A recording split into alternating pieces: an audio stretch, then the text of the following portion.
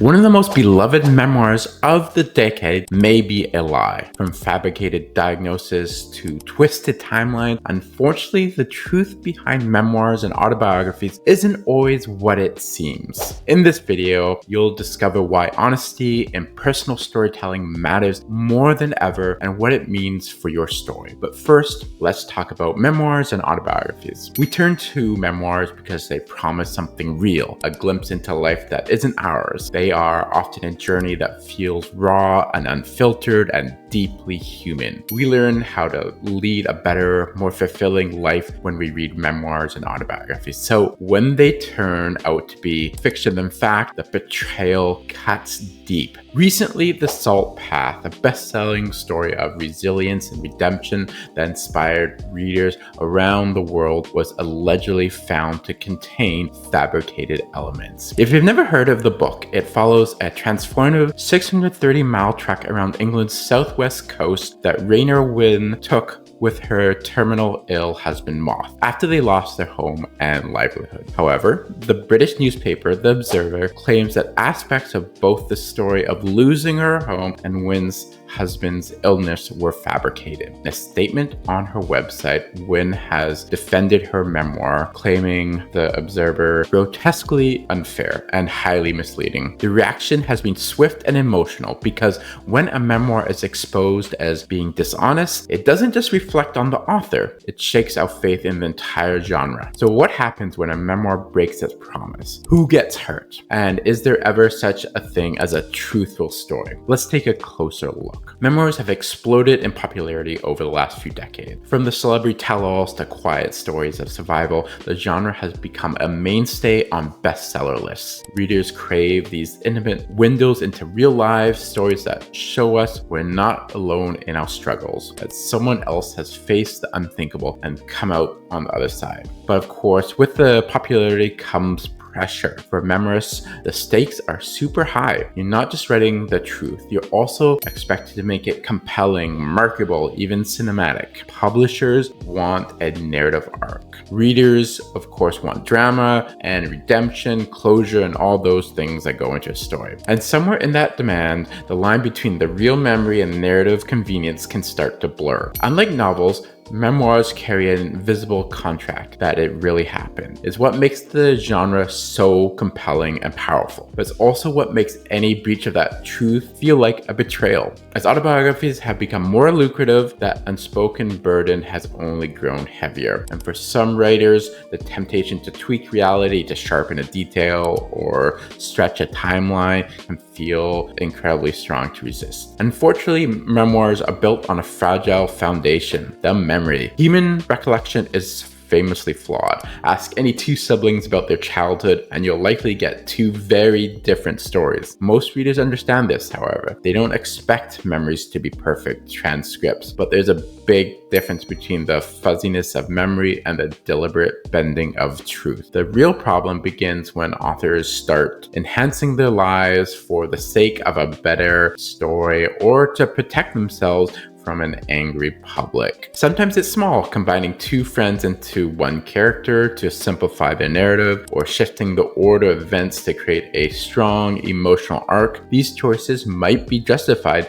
under the banner of emotional truth. While the facts might be a little bit off, the feeling remains authentic. But other times, liberties go too far. James Frey's A Million Little Pieces is the most notorious example of this. Marketed as a raw, unflinching account of addiction and recovery, the book has become a smash hit until investigative journalists revealed that Frey had in fact fabricated key events, including jail time and violent episodes that never actually happened. What has been presented as fact turned out actually to be fiction with very distant dose of reality. The fallout has been massive. Frey was publicly shamed, his publisher issued an apology, and even Oprah Winfrey herself, who had chosen the book for her book club, retracted her support in a live confrontation. Now, Raynor Winn's The Salt Path is facing its own reckoning. When these kind of cracks appear in a autobiography or memoir, definitely is a betrayal to the reader, but also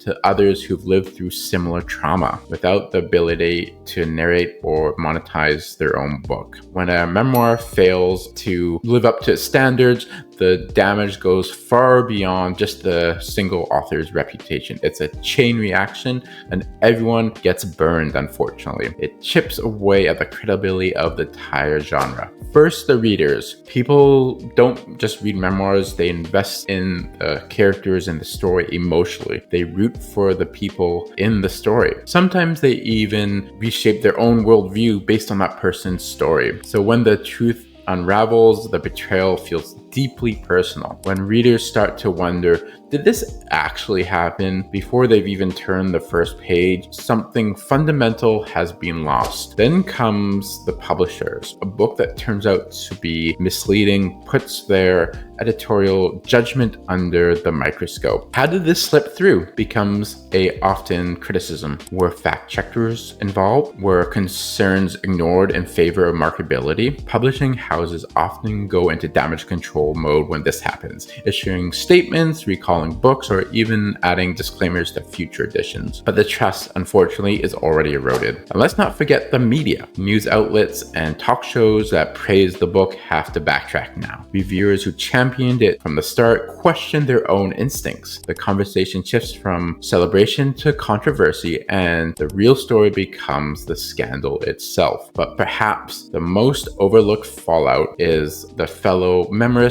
and autobiographers and inspiring writers. When one person's story is exposed as false, it casts doubt on everyone else's. Genuine storytelling, especially those from marginalized backgrounds, may find it harder to get published. Their truth is questioned before it's even read. And in autobiographies, trust is everything. I'm a firm believer that almost no one sets out to write an autobiography thinking, I'm gonna lie, and yet over and over again, stories get stretched, facts get massaged, and real lives turn into something shinier. Why? The simple answer is the pressure. And in today's competitive publishing world, the bar from what's considered compelling is sky high. Agents and editors often look for marketable stories, trauma, transformation, redemption arcs, the clear 3-act structure that I teach in my course. Real life doesn't fit neatly into that mold. Temptation to shape it until it does can be overwhelming. An editor might suggest to streamline the narrative, or a ghostwriter might rephrase a key memory to punch it up a little bit. A flat moment might become a climax, or a complicated figure may become a villain. A vague health scare becomes terminal diagnosis. These aren't always, of course, flat out lies, but they are decisions made in the narrative process. Choices made to make a life story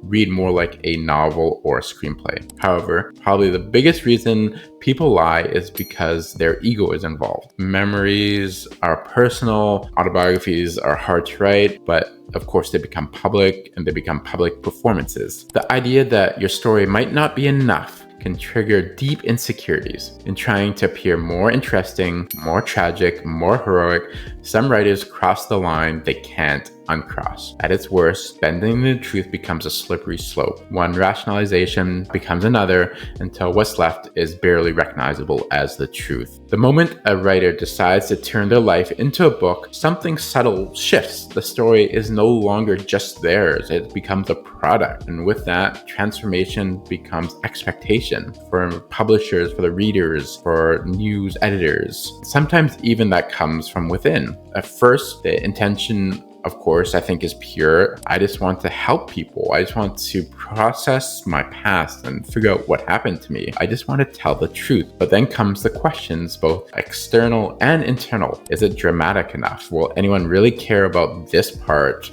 Should I make this clearer, even if it didn't exactly happen like that? These justifications build upon each other until the autobiography has drifted far from the shore, and the writer may not even recognize how far they've gone. In the end, what drives authors to stray from the truth is really malice, in my personal belief. It's insecurity and pressure. And sometimes it's a misguided belief that the story impact matters more than the accuracy. But no matter how compelling, the final product may be, the cost of betraying the reader and their trust is a debt that's hard to repay. Autobiography or a memoir isn't journalism. This is an important distinction to make. It does involve some selection, reflection, and structure. Part fact and part art. Writers must decide what to include, what to leave out, and how to frame it all in a way that keeps readers turning pages. Some writers make a conscious choice about not talking too much about their abusive or alcoholic father, maybe. For example, in Patrick Stewart's autobiography, Make It So, I got the impression he didn't write about all the worst things his father did to his family, but instead only gave the reader a vague impression of his father's behavior.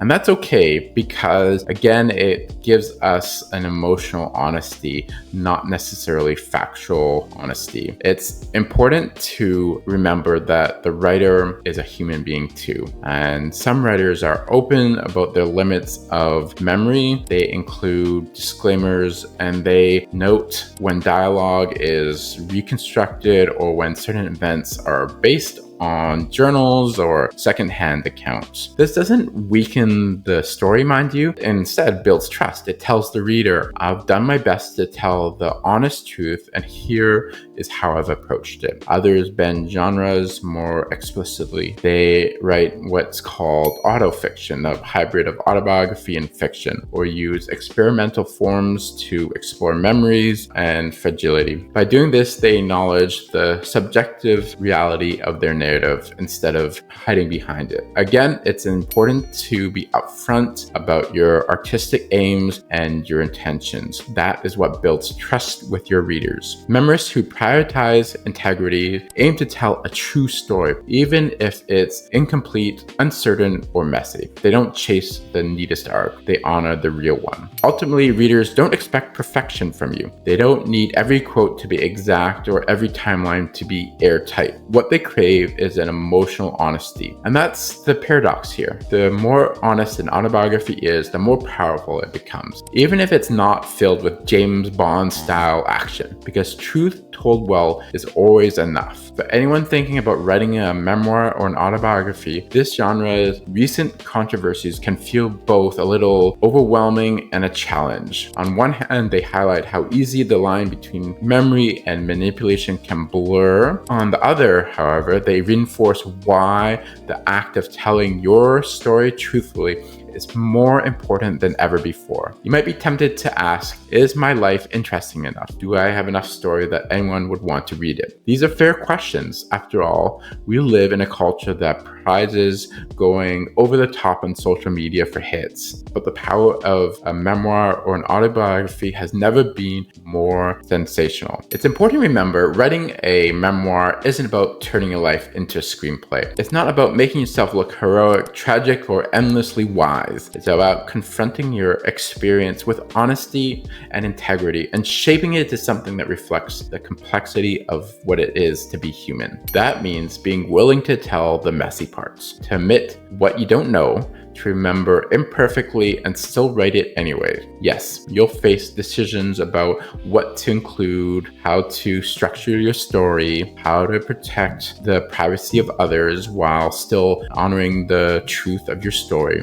These are ethical, artistic, and emotional choices, and they matter incredibly. But they don't require you to fabricate or exaggerate. What they require is clarity of purpose, a commitment to you saying, this is what happened to me as best as I can tell it. This is what it meant to me. This is who I was and who I became. If you're thinking of writing a autobiography, don't let this noise deter you. Let it remind you that telling the truth is a radical and very worthy act, and that you don't need to invent anything to matter. A autobiography is one of the most intimate forms of storytelling that we have today. It asks readers to step inside someone else's life, not just as a spectator, but as a physical witness. That invitation carries an important weight. And when the trust is broken, when the story turns out to be fiction rather than fact, it leaves a mark. The recent controversies remind us just how fragile that trust can be.